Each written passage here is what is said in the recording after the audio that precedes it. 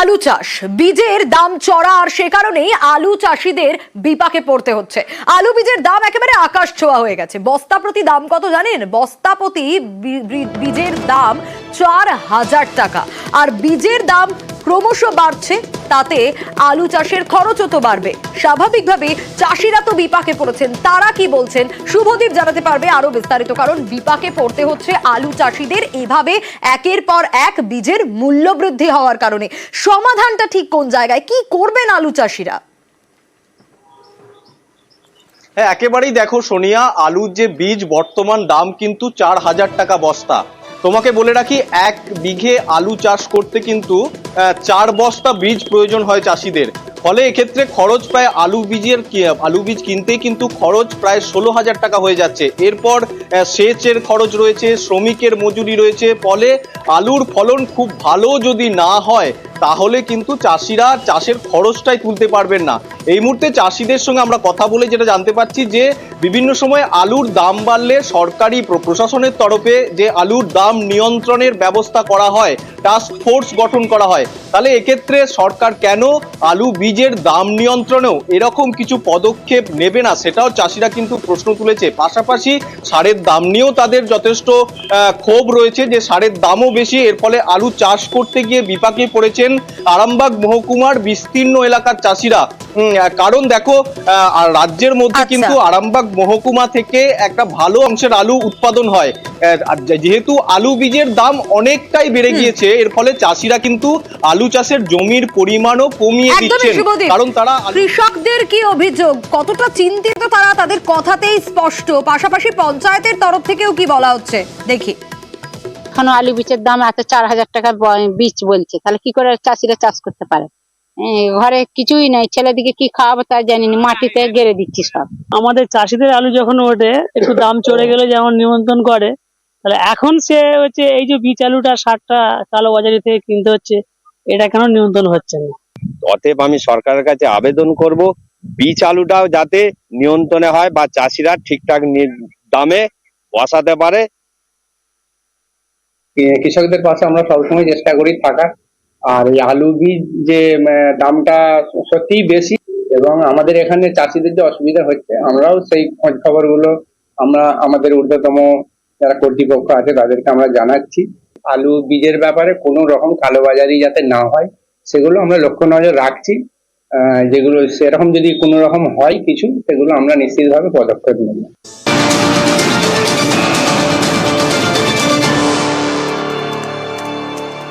আর যে খবরে নজর রাখতে হচ্ছে, পার্থর জামিনে জট, পার্থর জামিনে মতভেদ দুই বিচারপতির। হাইকোর্টে এসএসসি গ্রুপ সি নিয়োগ দুর্নীতি মামলা, পার্থ চট্টোপাধ্যায়ের জামিনে জট, পার্থ চট্টোপাধ্যায়ের জামিনে মতভেদ রয়েছে দুই বিচারপতির। কি মতভেদ, আরো বিস্তারিত এই বিষয়ে অর্ণব জানাতে পারবে। অর্ণব, দেখো, 2022 সালে ইডির হাতে প্রথম গ্রেপ্তার হন 23শে জুলাই ভোর রাতে। তারপর থেকে জেল হেফাজতে রয়েছেন পার্থ চট্টোপাধ্যায়, রাজ্যের প্রাক্তন শিক্ষামন্ত্রী। এবং সেই পার্থ চট্টোপাধ্যায়ের জামিনের একটা আশার আলো দেখা গিয়েছিল গ্রুপ সি এসএসসির নিয়োগ দুর্নীতি মামলায়, যেভাবে সওয়াল জবাব এগিয়েছিল বিচারপতি অরিজিৎ বন্দ্যোপাধ্যায় এবং বিচারপতি অপূর্ব সিনহা রায়ের ডিভিশন বেঞ্চে। এবং সম্প্রতি পুজোর আগে যেভাবে অরবিন্দ কেজরিওয়াল দিল্লির মুখ্যমন্ত্রী জামিন পান আবকারি কেসে সিবিআই মামলায়, তারপর মনে করা হয়েছিল প্রভাবশালী যে কাঁটায় বারবার বিদ্ধ হচ্ছেন পার্থ চট্টোপাধ্যায়, সম্ভবত এবার জামিন ভাগ্য খুলতে চলেছে। কার্যত আজকে দুপুর 1টা নাগাদ যখন ডিভিশন বেঞ্চ রায় ঘোষণা করে, সেই সময় পার্থ চট্টোপাধ্যায়ের জন্য শুরুটা ভালো হলেও, অর্থাৎ প্রিজাইডিং জজ ডিভিশন বেঞ্চের সিনিয়র বিচারপতি অরিজিৎ বন্দ্যোপাধ্যায় পার্থ চট্টোপাধ্যায়ের জামিন মঞ্জুর করলেও ঠিক তার পরক্ষণই খুব কম ঘটে না তা নয়, কিন্তু কলকাতা হাইকোর্টের ইতিহাসে এরকম নজিরবাজি ঘটার কিন্তু সচরাচর এমনটা ঘটে না যে পার্থ চট্টোপাধ্যায়ের প্রিজাইডিং জজের কাছ থেকে আর্টিকেল 20 অর্থাৎ সাংবিধানিক যে অধিকার, যেটা খর্ব হচ্ছে, বিচার বিলম্বিত হচ্ছে, শুধুমাত্র জেলে আটকা রাখা হচ্ছে, বিচার হচ্ছে না, এই বিষয়টাকে সামনে রেখে বয়স শারীরিক সমস্যা সবকিছুকে মাথায় রেখে বিচারপতি অরিজিৎ বন্দ্যোপাধ্যায় জামিন মঞ্জুর করলেন পার্থ চট্টোপাধ্যায়, রাজ্যের প্রাক্তন শিক্ষামন্ত্রীর।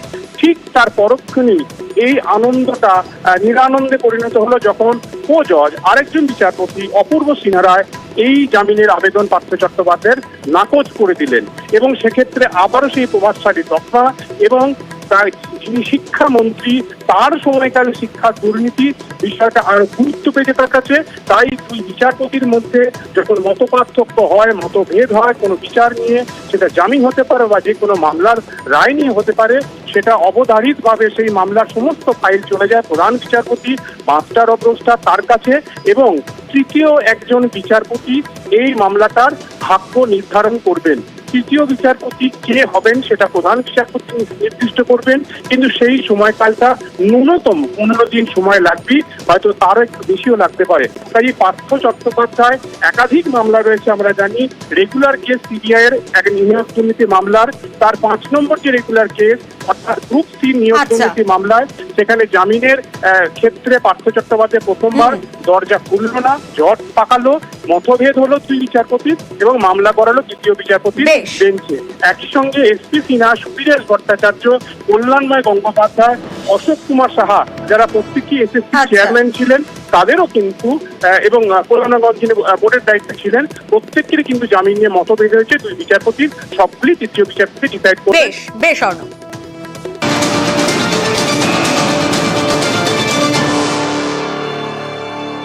আর এবার নজর রাখবো কৃষ্ণনগরে সুকান্তকে আটকালো পুলিশ। কদিন আগে বেলডাঙ্গায় গন্ডগোল, নতুন করে অশান্তির আশঙ্কা পুলিশের। মুর্শিদাবাদের পথে সুকান্ত মজুমদারকে আটকালো পুলিশ, বাধা পেয়ে জাতীয় সড়কে অবস্থান বিজেপির রাজ্য সভাপতি। সুকান্ত মজুমদারের নেতৃত্বে বিজেপি লড়ছে, বিজেপি জিন্দাবাদ।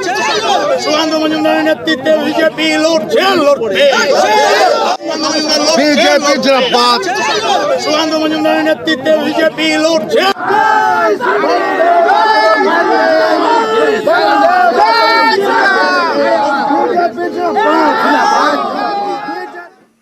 আর এবার বাঁকুড়ার দিকে একটু নজর রাখবো, কারণ স্বাস্থ্য কেন্দ্রের ছবিটা আগে দেখাবো। দেখুন তো, এই ছবিটা দেখে কোনোভাবে মনে হচ্ছে এটা একটা স্বাস্থ্য কেন্দ্র? না, মনে হওয়ার কথা নয়, কারণ এই স্বাস্থ্য কেন্দ্রের একেবারে বেহাল দশা। স্টাফ কোয়ার্টারও রয়েছে, কিন্তু সেই স্টাফ কোয়ার্টার থাকলেও নেই ডাক্তার, নেই নার্স।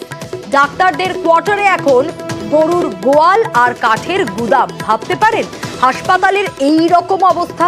আর সব থেকে বেশি সমস্যার সম্মুখীন তো সাধারণ মানুষকে হতে হয়, কারণ তারা একসময় পরিষেবা পেত, আজ কিছুই পাচ্ছে না। তারা কি বলছে দেখুন।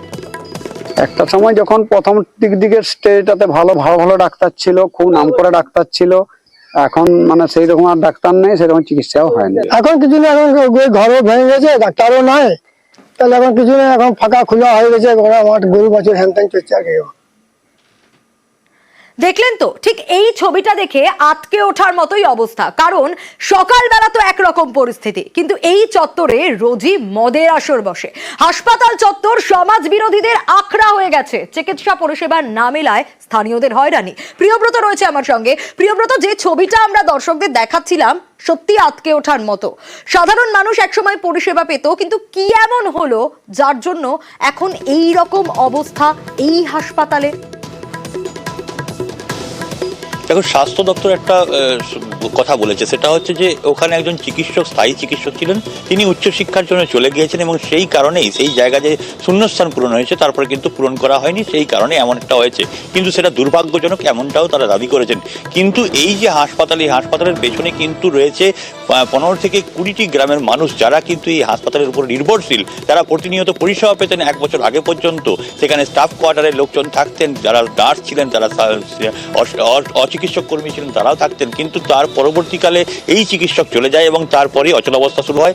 যেসব হাসপাতালের কোয়ার্টারগুলো রয়েছে সেখান থেকে দরজা জানালা ভেঙে নিয়ে চলে গেছে কেউ বা কারা রাতের অন্ধকারে সেখানে কিন্তু অবৈধ কার্যকলাপ চালায়। যারা মদ্যপান করে সে কিন্তু ছবি পরিষ্কার। অন্যদিকে যে স্টাফ কোয়ার্টার রয়েছে সেখানে অন্য একটি স্টাফ কোয়ার্টার দেখা যাচ্ছে, সেখানে গোয়াল গড়ে, সেখানে গরুর মজুত রাখা, জিনিসপত্র, খাবার দাবার সেটা মজুত রাখা হয়েছে, কাঠের গোদাম রয়েছে। কিন্তু হাসপাতালে মানুষ চিকিৎসা করতে যায়, চিকিৎসা পায়, কিন্তু সেখানে চিকিৎসার জায়গায় দেখছে এই সব জিনিস মানুষ কিন্তু অতিষ্ঠ, তারা চাইছেন সেই আগের যে চিকিৎসা পরিষেবা সেটা ফিরেই আনুক যেমন করে হোক, কারণ এই হাসপাতালের উপরেই নির্ভর একেবারে করছে। যে ছবিটা আমরা হাসপাতালের দেখাচ্ছি সেটা এক কথায় ভয়ানক। সিএমওএইচ কি যুক্তি দিচ্ছেন দেখি।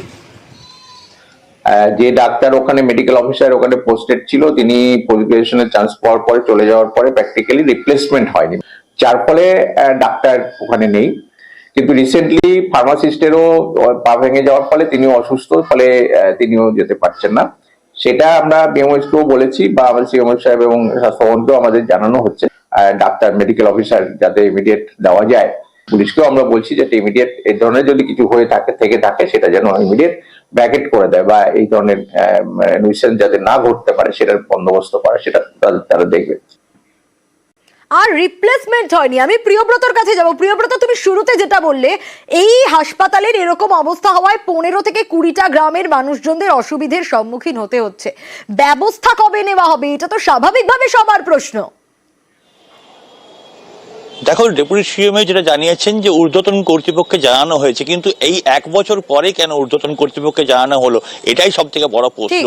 তাহলে তো আগে থেকেই এই রিপ্লেসমেন্টের ব্যাপারে ব্যবস্থা করা যেত, যেখানে জানানো, স্বাস্থ্য ভবনে জানানো সেখানে করা যেত, কিন্তু কেন করা হয়নি সেই প্রশ্নটাই বারে বারে পড়ছে। কিন্তু মানুষজন তারা কিন্তু ভোগান্তিতে রয়েছে, কেননা সামান্য চিকিৎসা পেতে হলে গ্রামে গঞ্জে তুমি জানো যে সাপের উৎপাত, সাপে কাটা রোগীও হলেও তাকেও কিন্তু নিয়ে যেতে হয় 20 কিলোমিটার দূরে ইরপুর ব্লক প্রাথমিক স্বাস্থ্য কেন্দ্র, কিংবা একটু বাড়াবাড়ি হলে তাকে 35 কিলোমিটার দূরে বাঁকুড়া সম্মিলনী মেডিকেল কলেজ হাসপাতাল, সেখানে আনতেই বিপদ হয়ে যেতে পারে। মানুষজন চাইছেন এই চিকিৎসক এই চিকিৎসা কেন্দ্র, সেখানে আবার চিকিৎসক আসুক, স্টাফ কোয়ার্টারে বিভিন্ন যে স্বাস্থ্যকর্মী বা চিকিৎসক বা নার্স তারা থাকুন এবং রমরমিয়ে অবশ্যই আমাদের নজর থাকবে পরবর্তীতে কি হয়। আর এ নিয়ে রাজনৈতিক তরজা শুরু হয়ে গেছে।